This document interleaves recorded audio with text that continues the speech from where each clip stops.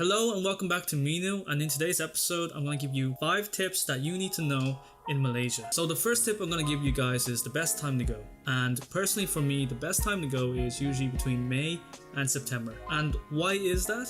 I'll tell you exactly why. Well, that's because this is when the least amount of rainfall occurs. Take for example Kuala Lumpur, where it only has 2 seasons, which is wet and dry.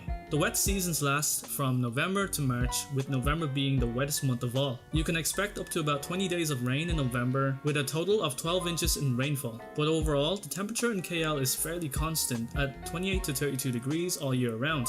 This is normal for a tropical country close to the equator. Now, I prefer to travel during the drier months in June or July, and that's entirely up to you because the wet months aren't all that bad.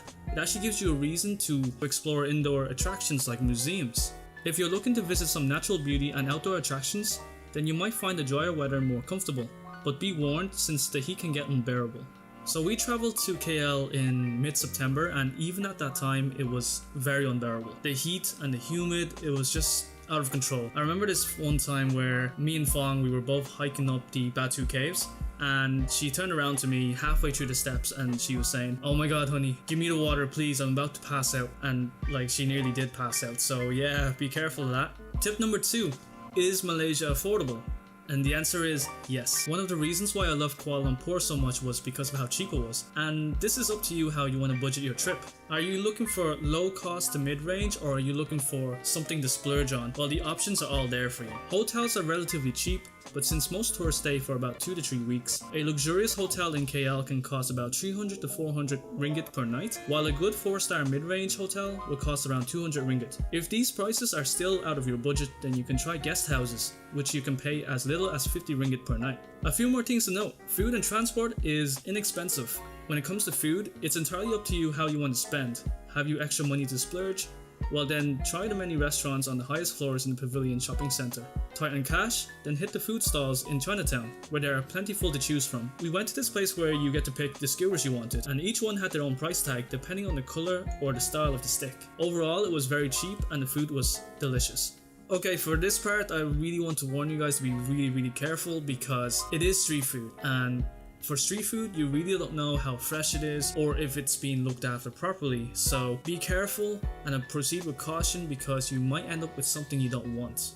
On to tip number 3, and that is be prepared to get hot and sweaty because the weather is humid all year round. In terms of clothing, I recommend something light and breathable, maybe some tank tops, some t-shirts, some shorts, maybe 1 pair of jeans because you might want to head out to the nightclubs or you're going out for some fancy dinner. You'll most likely be walking around a lot, so it is vitally important that you wear some comfortable shoes. Bring swimwear with you because most hotels here have swimming pools. Sunglasses are a must, no negotiation. Pack a hat or a cap and bring some sunscreen with high SPF. An important thing to note is always apply sunscreen even when you don't see the sun, since the UV rays can still do damage to your skin. So here's a small tip for you guys that me and Fong we usually do when we go on holiday.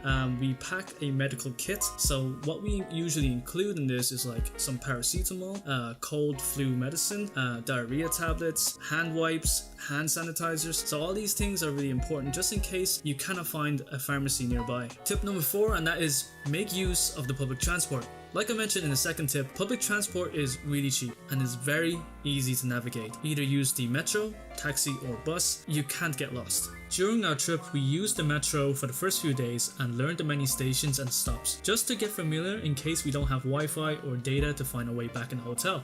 Now listen, I'm going to give you a little tip and this will save you a lot of money. Do yourself a favor and download the Grab app. For those of you who don't know what Grab is, it is basically the Uber app but in Asia. Using the app is very simple. All you need to do is set up a pickup location. Your driver will take you to that destination. You will pay them in advance or you can pay them cash. It's entirely up to you how you set it up. And the trip can cost as little as 5 to 7 ringgit, which is so good.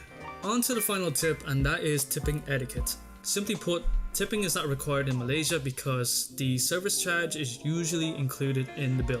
A good tipping range is usually between 2 to 10 ringgit, but this is not expected nor is it required. So it is entirely up to you if you want to tip. Well, there you have it. I hope you guys found this video useful or helpful in some way. Again, if you enjoyed it, then don't forget to leave a comment and subscribe. Thank you, and I'll see you guys next time.